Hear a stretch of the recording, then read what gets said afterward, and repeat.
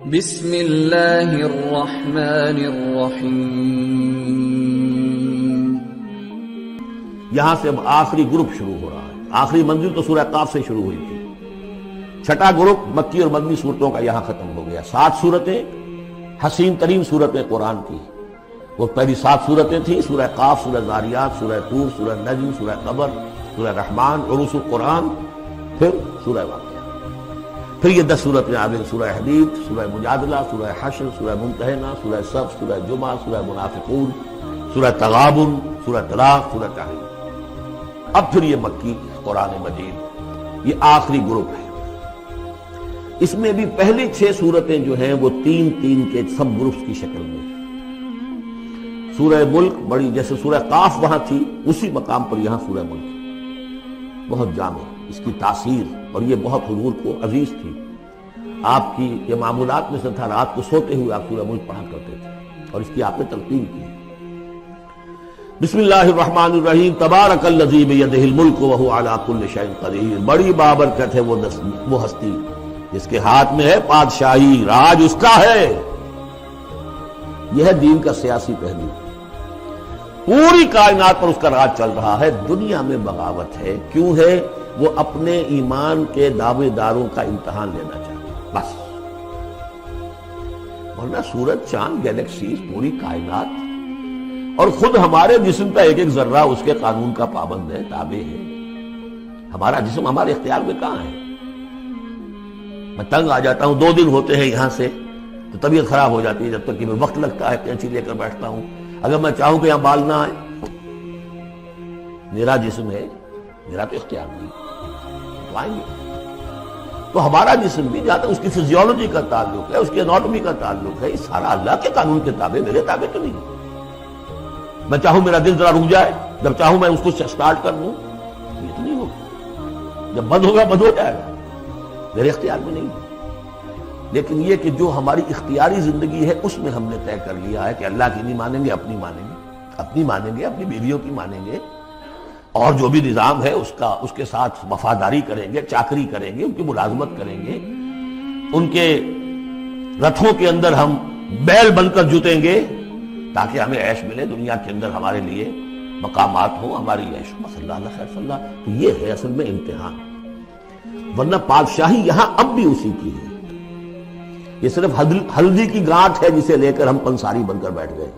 میری مرضی، میرا خیال، میرا نظریہ یہ ہے، اور ہمارے نزدیک جو ہے طریقتکم المثلی، ہمارے جو کلچر ہے، مثالی نظام جو ہم نے بنایا ہے، ہمیں اس کی حفاظت کرنی ہے۔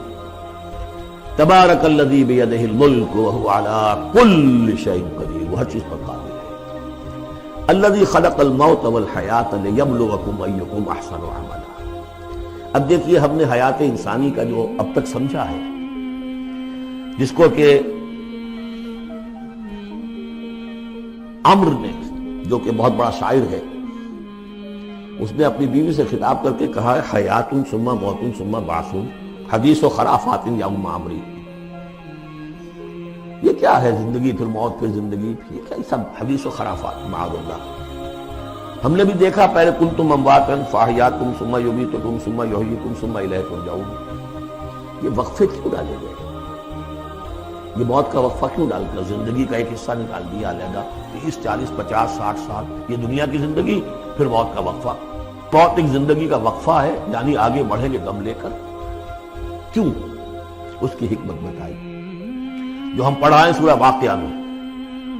قدرنا بینکم الموت، تمہاری ہی زندگی کا تسلسل ہے جس میں ہم نے ایک وقفہ موت کا ڈال دیا ہے۔ حیات لیبلوکم ایکم احسن عملا، یہ جو چنک علیحدہ کیا ہے یہ اس لیے کہ تمہاری آزمائش ہو، امتحان ہو، تمہیں جانچا جائے۔ وہ 3 گھنٹے کا امتحان ہوتا تھا جو دیتے تھے تم کبھی اسکولوں میں، اب یہ 30 برس کا سمجھ، اور واقعی 30 برس ہی ہوتے ہیں آدمی کے پاس۔ پہلی زندگی کے 20 25 برس ایسے گزر گئے، شعور ہی ابھی نہیں ہے، اور پھر ایک خاص عمر کے بعد جو ہے اعضاء ڈھیلے پڑ گئے، اور پھر یہ کہ لا یعلم من بعد علم شیئا، 30 نہیں ہوں گے 40 مل جائیں گے آدمی کو، کام تو یہی ہوتا اس کو۔ یہ اس لیے ہے لیبلوکم ایکم احسن عملا، تاکہ تمہیں جانچے پرکھے دیکھے تم میں سے کون ہے اچھے عمل کرنے والا۔ اب دیکھیے علامہ اقبال کی جو نظم ہے زندگی کے موضوع پر،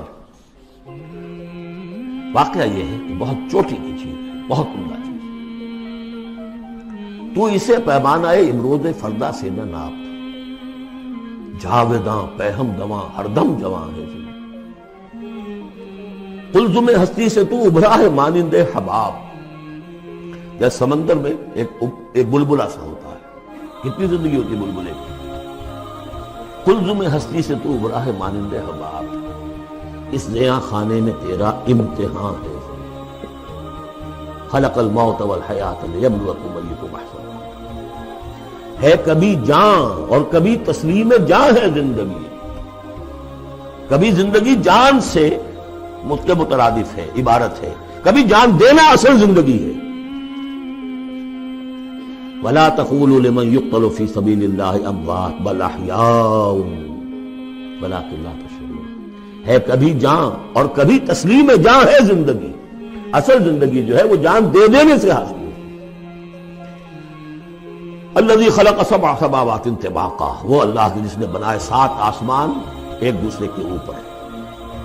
آیات متشابہات میں سے ما تری فی خلق الرحمن من تفاوت، تم نہیں دیکھ پاؤ گے اللہ کی تخلیق میں کہیں کوئی فرق نہیں۔ اتنا محکم نظام، اتنا محکم نظام۔ کیا کسی سائنسدان نے آج تک یہ بھی کہا کہ تخلیق میں یہاں نقص ہے؟ کسی نے کہا؟ زوالوجی کی فیلڈ میں یا باٹنی کی فیلڈ میں یا کسی اور فیلڈ میں، جیولوجی کی فیلڈ میں، ایسٹرونومی کی، کسی نے کہا؟ ما تری فی خلق الرحمن من تفاوت فارجع البصر هل تری من فطور، پھر ذرا دوبارہ لوٹا لو اپنی نگاہ، دیکھ لو، ہر میدان میں دیکھ لو، کہیں تمہیں کوئی رکھنا نظر آتا ہے؟ اگر یہ تخلیق کامل ہے تو کامل حقیقت میں کون ہے؟ اس کا خالق، اس کا باری، اس کا مصور۔ بس یہ نظر نہیں آتا۔ سائنسدان سب کچھ دیکھ رہے ہیں، ڈھونڈنے والا ستاروں کی گزرگاہوں کا اپنے افکار کی دنیا میں سفر کرنا۔ بڑے بڑے صاحب بصیرت و بڑے بڑے عقل مند اپنی ناک تلے کے پتھر سے ٹھوکر کھاتے ہیں، دیکھ رہے ہیں ٹیلیسکوپ سے ٹھوکر کھا رہے ہیں وہاں جو سامنے پتھر پڑا ہوا ہے اسے۔ یہ ہو رہا ہے آج ہمارے ساتھ۔ سپر جیل کا بسرا کر رہے ہیں، پھر لوٹاؤ ذرا اپنی نگاہ کو 2 مرتبہ اور، ينقلب الیک البصر خاسئا وهو حسیر، تمہاری نگاہ تھک ہار کر لوٹ آئے گی، تمہیں ہماری تخلیق میں کہیں کوئی رکھنا، کوئی دراڑ نظر نہیں۔ وَلَقَدْ زَيَّنَّا السَّمَاءَ الدُّنْيَا بِمَصَابِيحَ وَجَعَلْنَاهَا رُجُومًا لِلشَّيَاطِينَ وَأَعْتَدْنَا لَهُمْ عَذَابَ السَّعِيرِ، اور ہم نے سب سے قریبی آسمان کو سجا دیا ہے چراغوں سے، یعنی زمین سے جو قریب ترین آسمان ہے، پہلا آسمان، اور ان چراغوں کو ہم نے بنا دیا ہے رجوما للشیاطین، شیاطین جن جو ہیں وہ جو کوشش کرتے ہیں اس سے باہر نکل کر، اور وہ چاہتے ہیں کہ کچھ خبریں جو ہیں وہ فرشتوں سے چرا کر لے آئیں، تو ان کو کھدیڑنے کے لیے، ان کو اوپر سنگ باری کے لیے ہم نے یہ میزائلز رکھے ہوئے ہیں۔ وَأَعْتَدْنَا لَهُمْ عَذَابَ السَّعِيرِ، اور ان کے لیے ہم نے تیار کر رکھا ہے جلا دینے والا عذاب۔ وَلِلَّذِينَ كَفَرُوا بِرَبِّهِمْ، اور جو لوگ اللہ کا، اپنے رب کا کفر کریں، چاہے وہ انسان ہو چاہے جنات ہو، ان کے لیے ہے عذاب جہنم، جہنم کا عذاب، وَبِئْسَ الْمَصِيرُ، اور وہ بہت ہی برا ٹھکانہ ہے۔ اذا القوا فیہا سمعوا لہا شہیقا وہی تفور، جب وہ اس میں جھونکے جائیں گے تو سنیں گے کہ وہ دھاڑ رہی ہوگی، اچھل کود رہی ہوگی، اس کا جوش و خروش ہوگا۔ جو سورہ قاف میں ہم نے پڑھا تھا کہ ہم اس سے پوچھیں گے حل امتلاتے وتقول حل من مزید، وہ اور چاہے گی۔ جیسے کوئی بھوکا بھیڑیا ہو یا بھوکا شیر ہو اور اس کے آگے کوئی شکار ڈالا جائے تو جس طریقے سے وہ اس پر غرا کر آئے گا، تکاد تمیز من الغیظ، قریب ہوگا کہ وہ اپنے غصے سے پھٹ جائے۔ کلما القی فیہا فوج، جب کبھی بھی اس میں ایک فوج ڈالی جائے گی، یعنی یہ کہ ایک قوم کے بعد دوسری، دوسری کے بعد تیسری، وہ تو ہو رہا ہے، وہم یوزعون، ان کے درجہ بندی کی جائے گی، قوموں کا علیحدہ علیحدہ حساب ہوگا۔ سألہم خزنتہا، وہ جو جہنم کے داروغہ ہیں وہ ان سے کہیں گے الم یاتکم نذیر، کیا آپ کے پاس کوئی خبردار کرنے والے نہیں آیا؟ قالوا بلا، وہ کہیں گے آیا تھا، کیوں نہیں؟ قد جاءنا نذیر، ہمارے پاس خبردار کرنے والا آیا، فکذبنا، ہم نے انہیں جھٹلا دیا تھا۔ وقلنا ما نزل اللہ من شیء، اور ہم نے کہا کوئی شے نہیں اتاری اللہ نے، یہ تم خام خواہ کہہ رہے ہو کہ تم پر کوئی قرآن اترا ہے یا تورات اتری ہے۔ ان انتم الا فی ضلال کبیر، ہم نے اس سے بھی بڑھ کر کہا کہ تم تو خود کسی گمراہی میں ہو، کھلی گمراہی میں مبتلا ہو گئے ہو، تمہیں کوئی آسیب آ گیا ہے یا کچھ اور ہو گیا ہے۔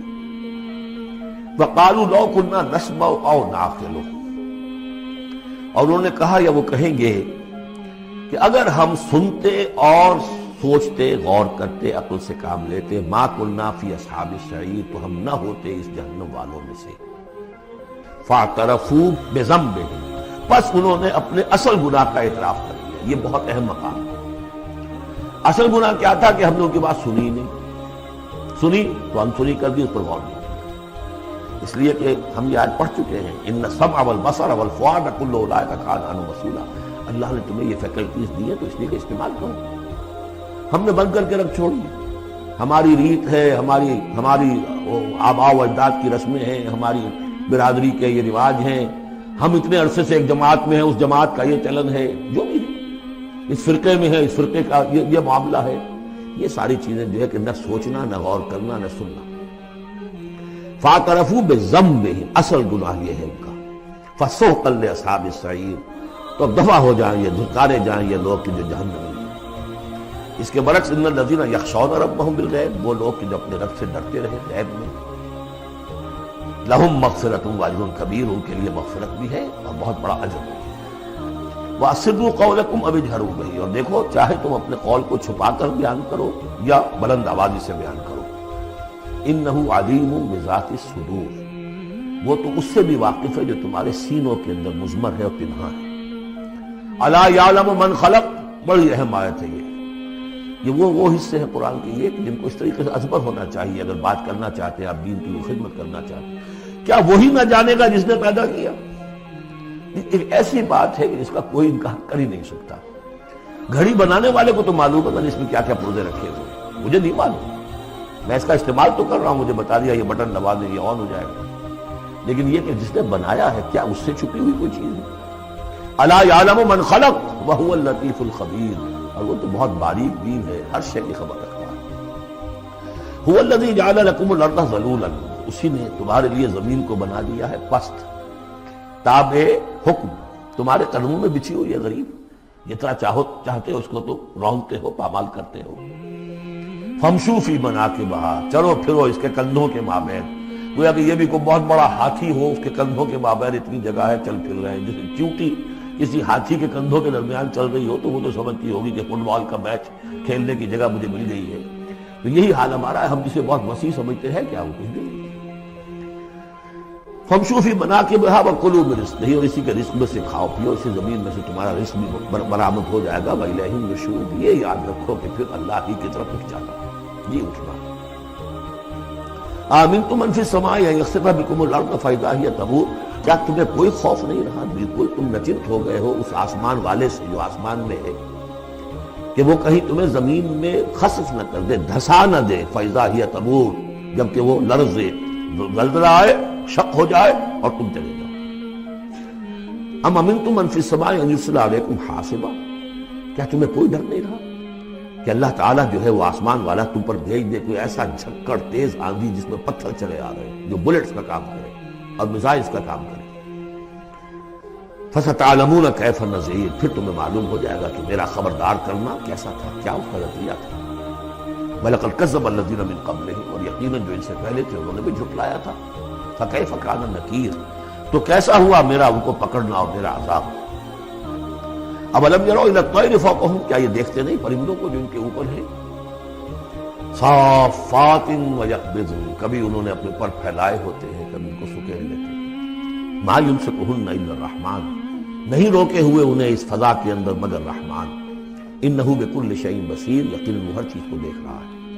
یعنی جو قانون طبیعی ہے جس کے تحت وہ چل رہا ہے وہ تو اللہ کا بنایا ہوا ہے۔ امن ھذا الذی ھو جند لکم ینصرکم من دون الرحمن، بھلا وہ کون ہے جو تمہارا لشکر بن جائے اور تمہاری مدد کرے رحمان کے مقابلے میں؟ ان الکافرون الا فی غرور، نہیں ہے یہ کافر مگر دھوکے میں آ گئے، بہکاوے میں آ گئے۔ امن ھذا الذی یرزقکم من امسک رزقا، پھر بھلا کون ہے وہ جو تمہیں رزق دے سکے اگر اللہ اپنے رزق کے خزانوں کو روک لے؟ بل لجوا فی عتو ونفور، نہیں یہ لوگ اپنی شرارت میں اور نفرت میں بہت آگے بڑھ گئے۔ افمن یمشی مکبا، یہ آیت بہت اہم ہے حکمت قرآن کے اعتبار سے، فلسفے کے اعتبار سے۔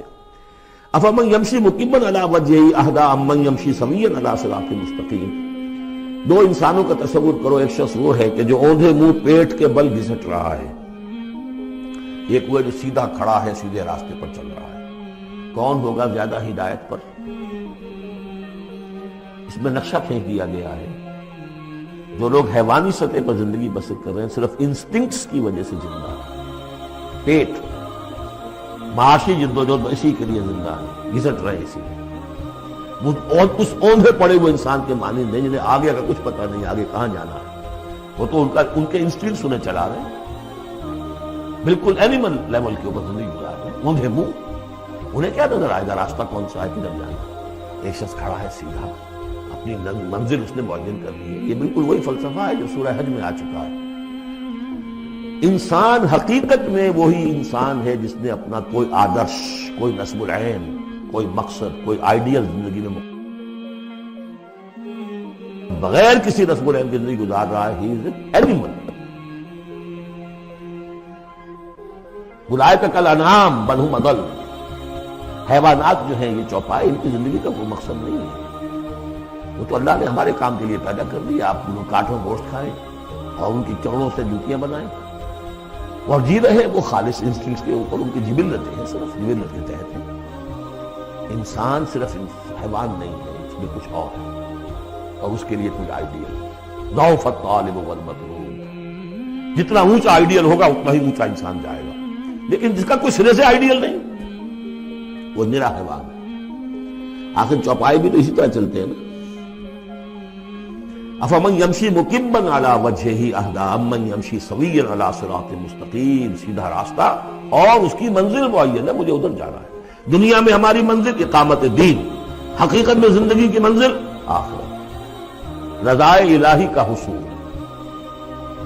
قل هو الذی انشأکم وجعل لکم السمع والابصار والافئدہ. کہہ دیجئے وہی ہے جس نے تمہیں انشاء، اٹھانا، تمہیں بنایا، بڑھایا.